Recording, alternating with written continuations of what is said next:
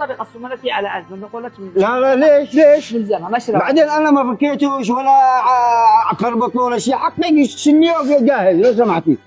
زوجتي بتعمل لي شمات ما فيش طافه انا الشمات مش حطها. معي، شوف الشنطة، شوف الشنطة، شوف الشنطة ولا معي حاجة. فين وديتي أنا البيض؟ أجيب لك فين وديتي البيض؟ فين وديتي البيض؟ انا ايش اسوي الحين بالبخور هذا؟ ايش اعمل به؟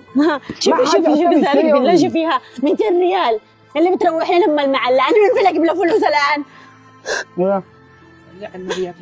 نعم بس رقم قد شلت البخور وعقبها كان يدخلني، بالله عليك يعني بالله عليك اعملي فهمي. ما عقبوش هي معلش دم، هي معلش دم.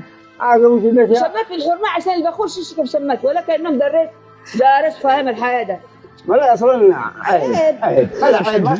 دي حاجه مليحه. واول شيء طعمنا عقبهم، دحين اشترى بالنقر سنه لا وقال له عادي خليك هنا يا مشمته جيبي الفلوس حق البخور.